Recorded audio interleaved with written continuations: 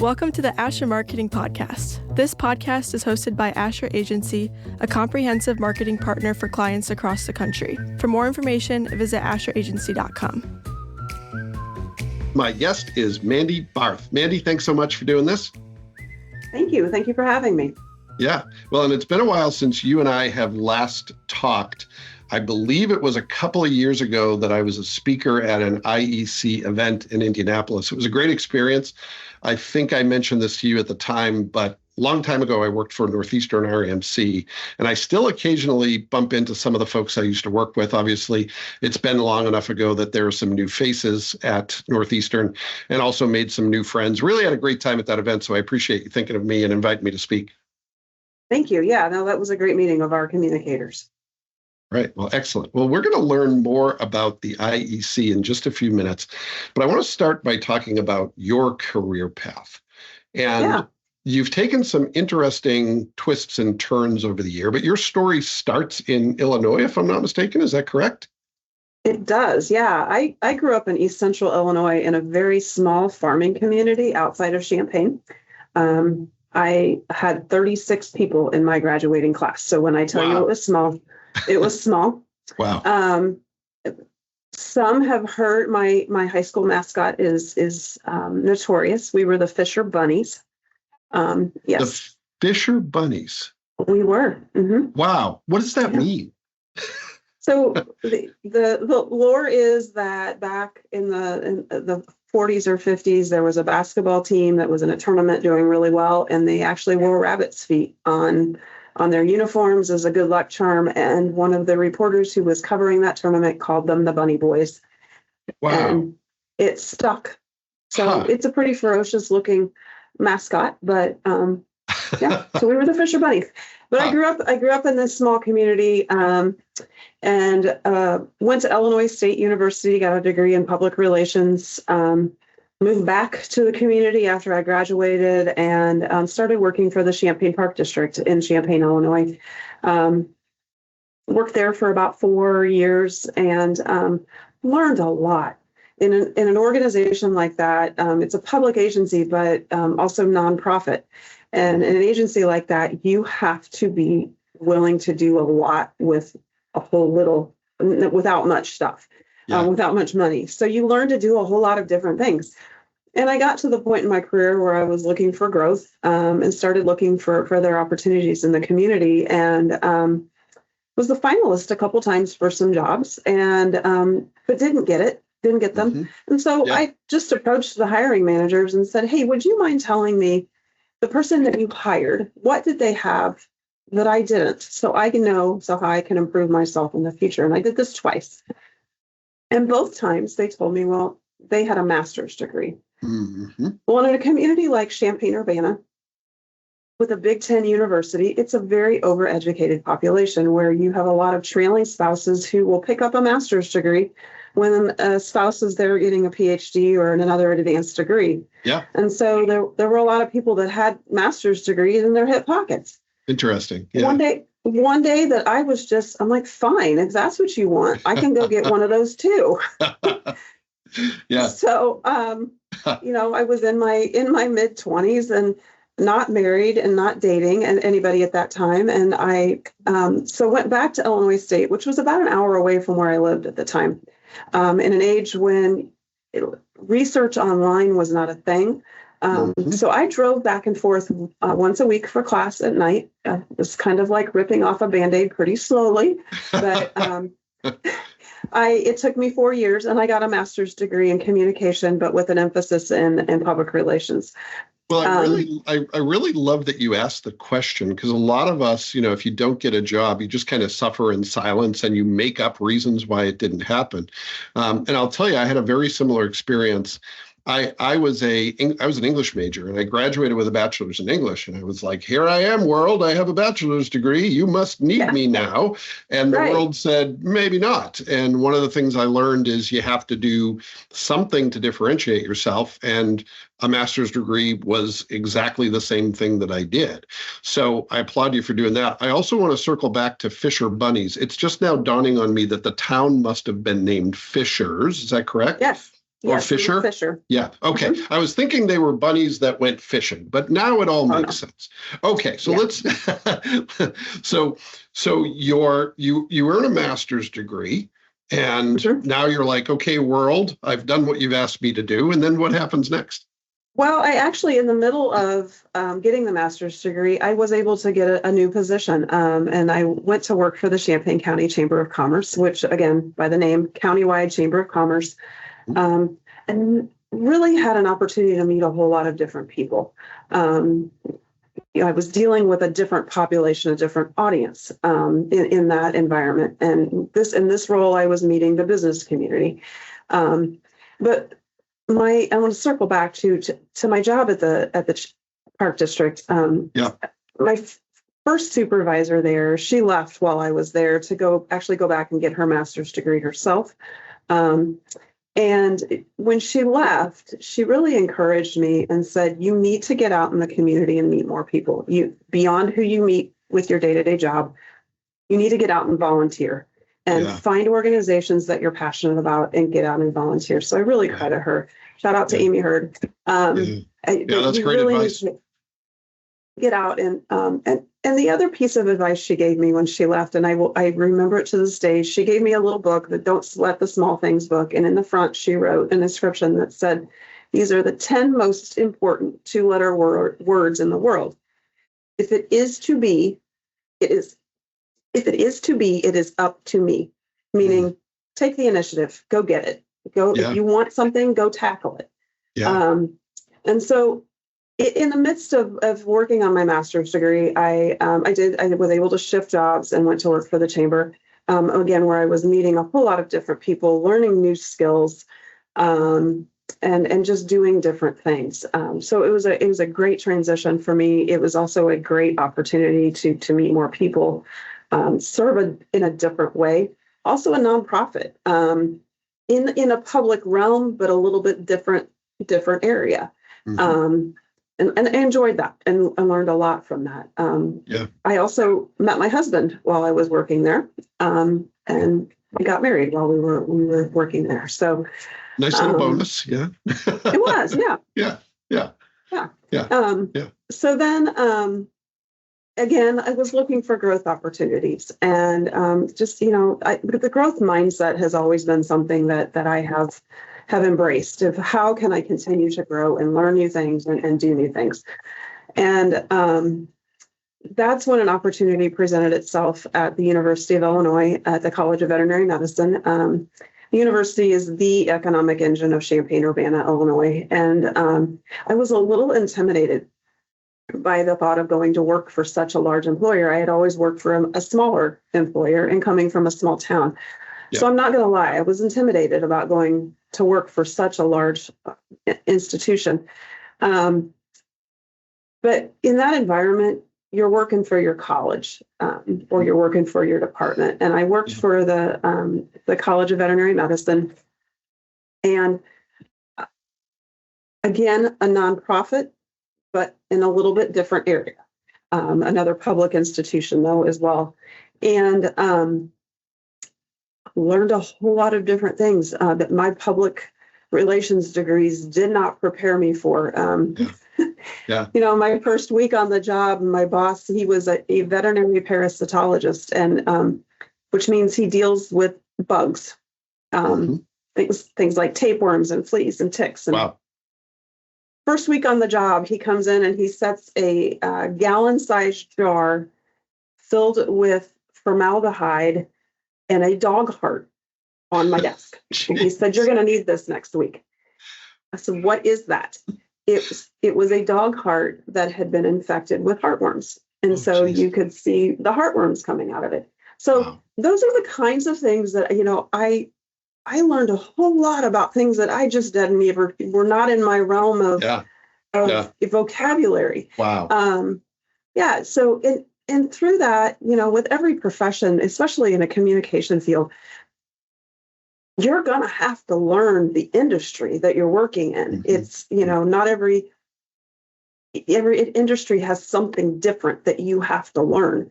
At the park district, it was one thing. At the chamber, it was more of a business environment. In this world, it was about animal health. And you had to learn about those different types of things. So Yeah. Also a fantastic place to work. The people there, crazy smart people doing world-changing things. Yeah. It was just a really inspiring place to work. Yeah. But while we were there, or while I worked there, this is not something you will see on my resume or my LinkedIn profile. The university was amazing to work with in this. So during that time frame, my husband was given the opportunity with his employer to move to the Tampa Bay area of Florida and take on a promotion for him. We knew at the time it was probably going to be temporary, probably for maybe 3.5 years.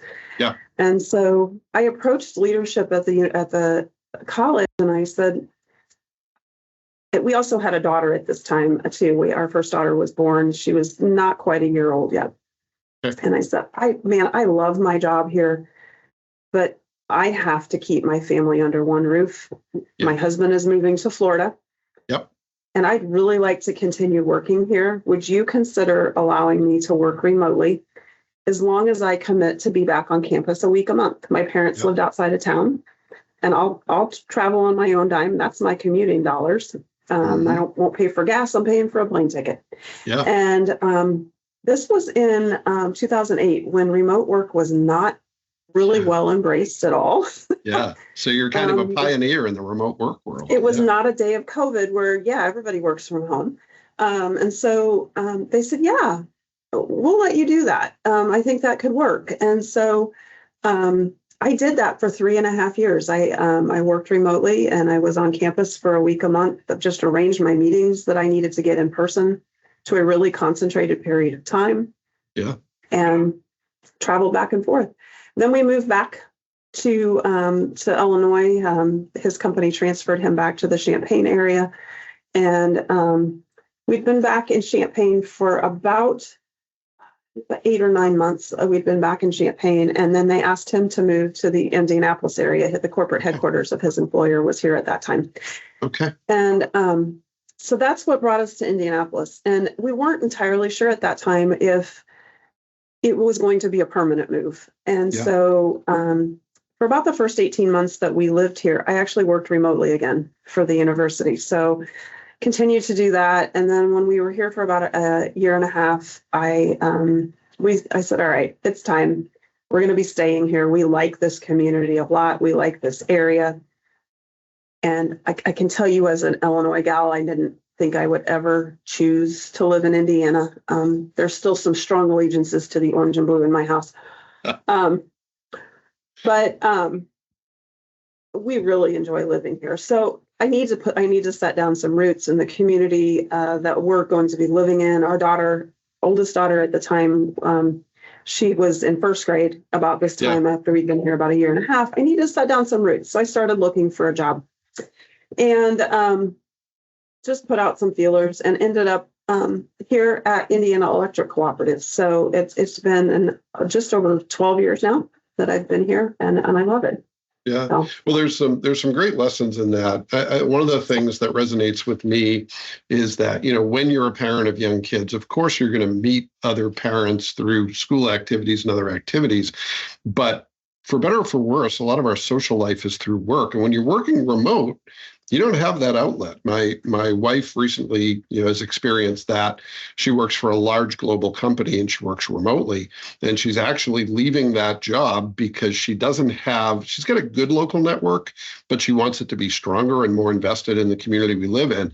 And that's hard to do when your professional connections are, sometimes thousands of miles away. So, what I hear in that is you liked your job, but there was a motivator for a change that was more based in being more integrated into the community you lived in.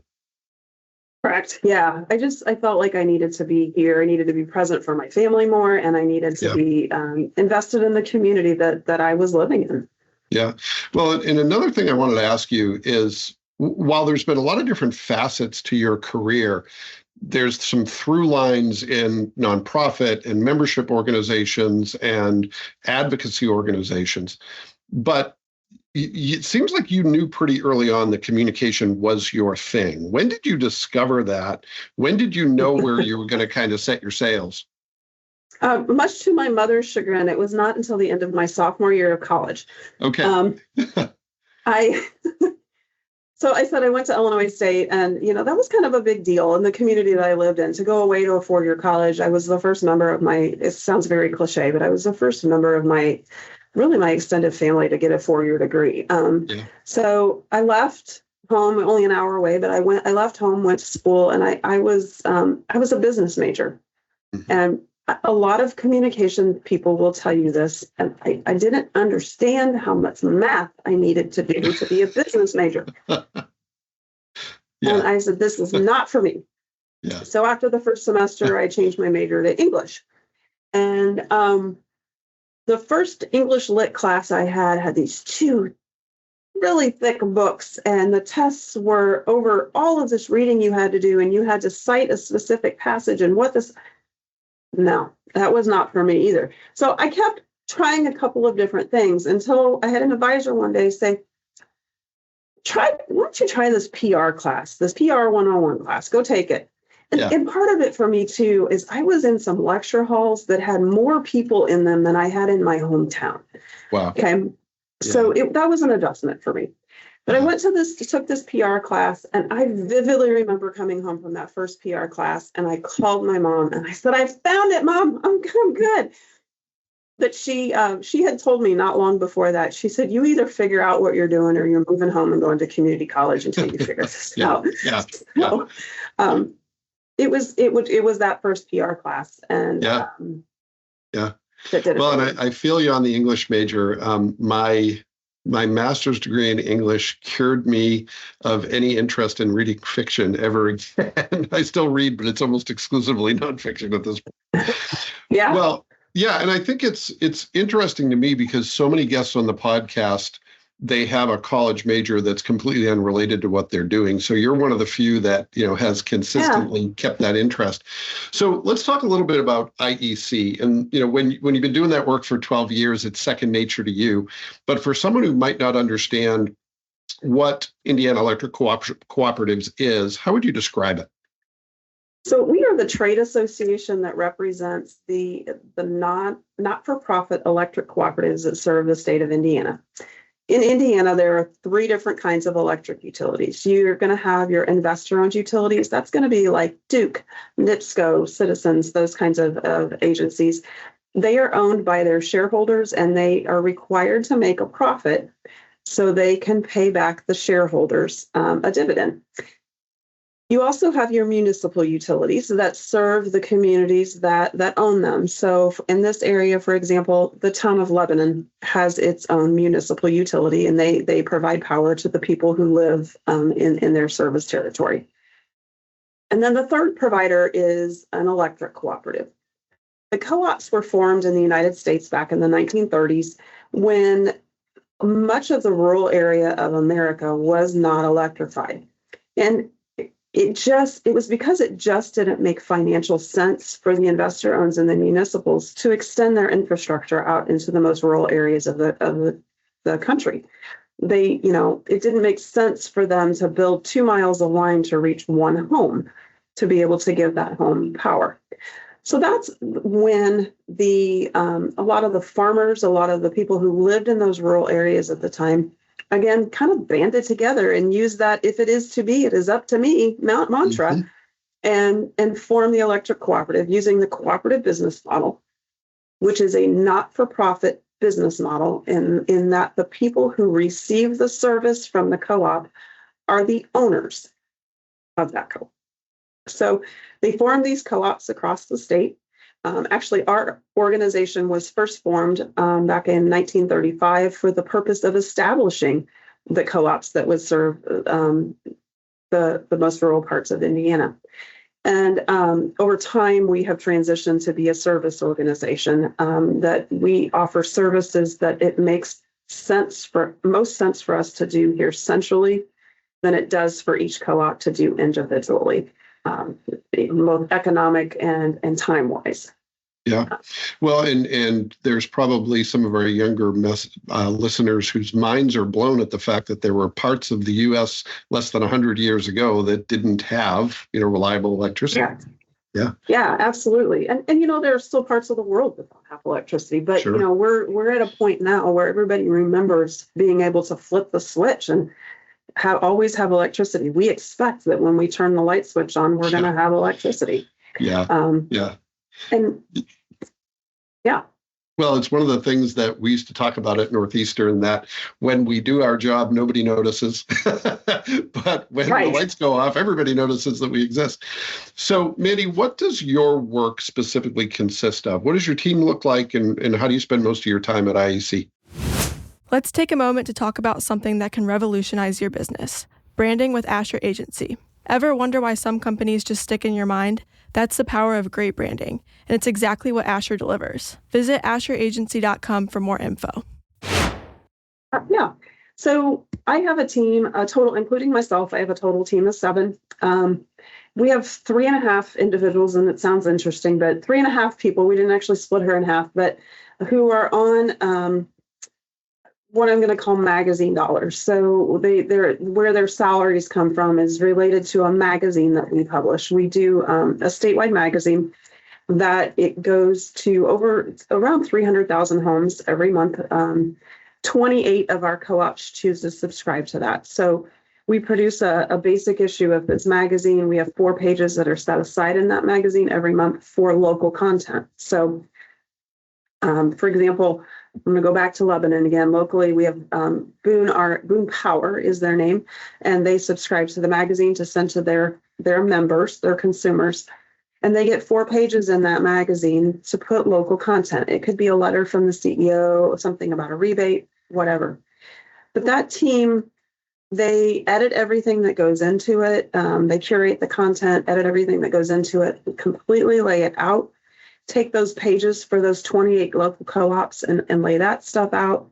And we mail out 29 different versions of that magazine every month yeah. So those 3.5 are kept kind of busy. Yeah. The other 3.5 in our team are on dues dollars. So we have membership dues that comes into our association. And they so I happen to fall into that category. I have a communication manager and then a graphic designer, and then that other half of that graphic designer that was not on the dollars there. On that side, we offer services to our member co-ops that help them out. We do association-wide communication, so we help with things internally like advocacy communication and things like that. We've come out of the Indiana legislative session, so we helped our government relations folks on things. We help with education, those kinds of other departments in the association. But then the big chunk is helping our members. So we offer, for example, we do a monthly safety education piece, electrical safety education piece that includes written content and some graphics to help communicate a topic. A great one in the spring that we talk about is farm planting safety. You're in the field, you're using planters with long arms, you have the opportunity to come in contact with lines, how to pay attention to that, what you should do or shouldn't do if your equipment comes in contact with power lines to save your life, quite honestly. Mm-hmm. So it's small projects like that. Or if something pops up, not long ago, the state of Indiana, the Indiana Utility Regulatory Commission announced that they were going to be doing an investigative inquiry into the investor-owned utilities that we just talked about. Yeah. So we're expecting that this summer to generate some attention to things related to rates and things like that with the electric co-ops. So helping them be able to communicate the difference, how rates are established for the electric cooperatives, how decisions are made locally, those kinds of things. So it just depends on the time of day. We have routine things that we do, but it's also a lot of, hey, today we're talking about this type of situation. And it's a difference I think many people don't fully understand unless they're a member of a co-op.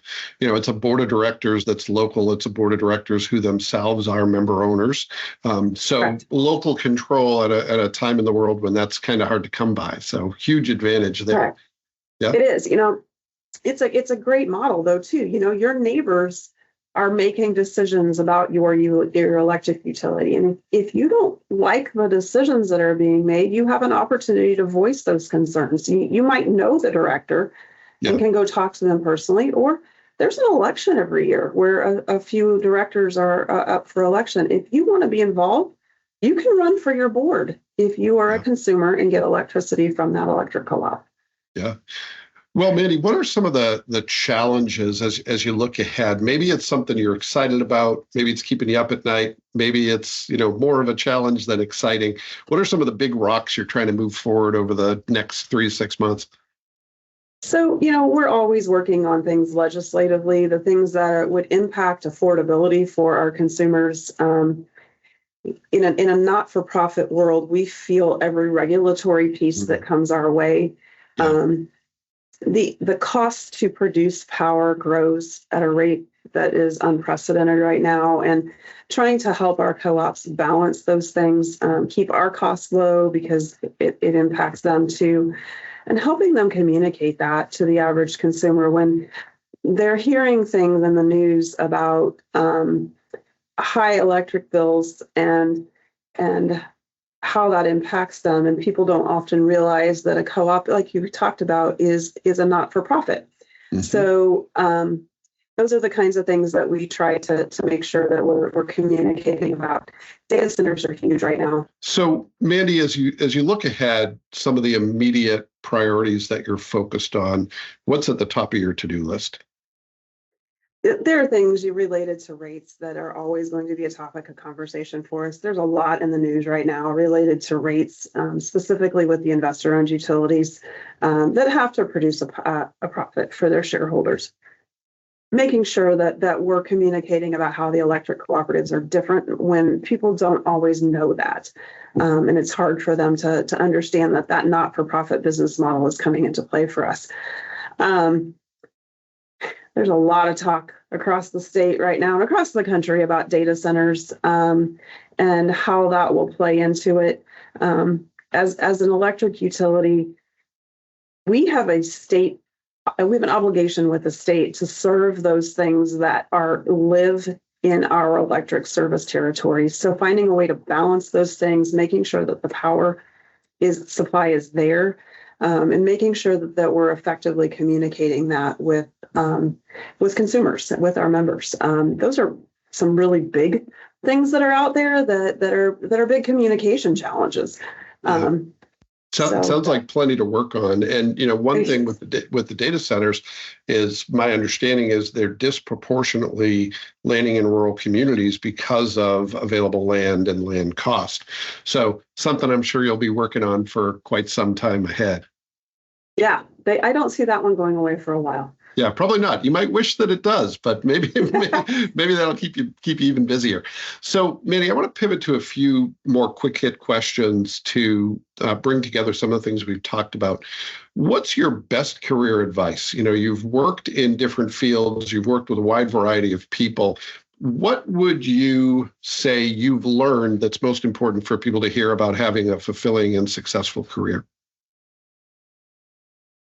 Take the opportunities that show up in front of you. Say yes when you might want to say no. An opportunity might present itself as a threat sometime, but find a way to dig through that and find ways to say yes to things or to get to the other side of what you might view to be a challenge. Being willing to put in the hard work to get there is, I think, sometimes a lost art these days. I sound old when I say that, but it. Well, it resonated with me, which tells you something about me. So, yeah. Yeah. But, being willing to put in the hard work and to get to learn, because there's something to be said about the years of experience that go and coming with that. Things hit you differently the older you get and the more experience you have. Yeah, So, for sure. For sure. And I think that idea of being willing to try things, even if it wasn't your intended path, that's where a lot of the growth happens, a lot of the good stuff happens. All right. Second quick hit question has to do with the work that you do or the organization you work for. What is a myth or misconception, something that maybe people don't quite get right that you want to clear up? Or maybe it's something that people don't appreciate quite enough that you want to amplify? that's a great question.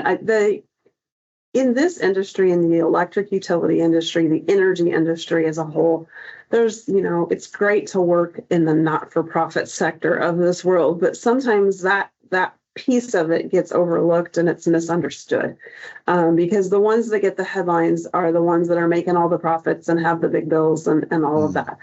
So the stuff that we do is more behind the scenes, a little bit more humble in that aspect. And so finding ways to communicate about those good things that we do, the ability to serve our communities. And actually, I would really be remiss if I didn't even bring this up on this podcast. We have a fantastic thing that we do here that the co-ops in Indiana do. It's called Project Indiana. And it's our international electrification arm. We started a nonprofit organization back in 2017. And we first went in 2012, but we go to Guatemala every other year and we electrify communities that have never had electricity before. Wow. So it's incredible work. We are changing lives. We have been able to help affect change to Guatemalan energy policy and being able to expand those communities and electrify communities that have never had electricity before. It is life-changing work. That's not something that we talk about enough, and not something that a whole lot of people know about. Yeah, well, that's pretty amazing. And I think it's reflective of what co-ops do really well is they're committed to their communities. And yes, the focus is on power, but there's other things they do, I think, sometimes that are underappreciated. I remember hearing about co-ops that are bringing internet access to their communities, really being innovative in a way that ultimately is about making their communities better places to live. And it's great to hear that they're doing that around the world too, and bringing some of that expertise to countries that really need it. And good to hear some good news, right? A lot of times we think that our country is kind of deluged with bad news, but our people do some great things in other parts of the world. So that's great to hear.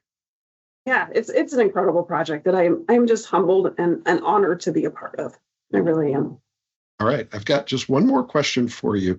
And this has to do with the work we do as marketers and communicators. What is a tool, a trick, a tip, a hack, could be anything that you use that helps you be more efficient and more effective?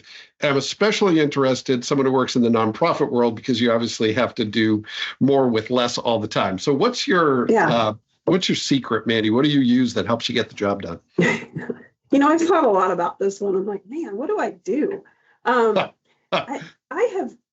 have not been a great adopter of using AI, ChatGPT type stuff. That comes back to you got to put in the work type of attitude that I have to approaching the things that I'm doing, or really feeling like I'm putting my best work into it. I feel like I have in the past felt like that's almost like cheating, but lately I have started to embrace it as an opportunity for me to kind of prime the pump a little bit. If I'm stuck in a writing assignment or something I need to write, or I'm really stuck on a headline, or, hey, here's what I want to say, but I am just not getting my point across, I might use it to help me get to where I need to be. I always revise it, don't use it verbatim, but I'm kind of starting to like it a little bit. I don't know that I use it every day, but and it comes back to, again, being willing to put in the hard work where you can and where you need to, but using the tools at your disposal. When you have them. Well, and I share your reluctance because it does seem sometimes like cheating, but it's the reality. And I'll share something that's helped me. Once I committed to I need to learn this not only for myself, but for the clients I work with. I have an hour every week on my calendar that's non-negotiable for learning more about AI. And an hour a week is not a lot. Sometimes I'll do more than that when time permits, but you have to still do the rest of your job. But even an hour a week compounds over time. I've been doing this now for about a year. So that's 52 hours of learning, which, is pretty great. And I'll tell you, I've been lucky for the last, 20 years. I've worked in the same job and I've always been happy in my work, but it's given it kind of a new energy. It's a new challenge, which I don't get a lot of those, having worked doing the same job for 20 years. Yeah. So I don't know if that's helpful to you or anyone listening, but just dedicating an hour every week. If you do an hour once, it's probably not going to matter all that much, but put it on your calendar and keep the appointment just as you would anything else. Yeah. And I've been thinking about that a lot lately with us serving our member cooperatives. We are a resource for them. So it's beholden on us to stay up to date on technologies and know what's going on. And I've been thinking a lot about that lately of, okay, how can I improve my own skills in these areas to be able to help them better? And I love that. I love that attitude of just take an hour a week and start chipping away at it. I love it. I think I might borrow that. All right. Thank you. That's a great note for us to end on. I've finally said something useful, Mandy, so we're going to close out on that. Well, thank you so much for doing this. I appreciate your time and appreciate learning more about your story. Thank you so much for having me today. Well, and thank you to everyone who took the opportunity to listen to this episode of the Asher Marketing Podcast. We'll be back next time with another great guest, and we hope you'll join us then. Thanks for joining us today. Next time, we'll be featuring another great guest, so be sure to tune in. If you enjoyed this episode, please subscribe to our show and leave us a review. It really helps others find us. Visit our website at asheragency.com for more resources and updates.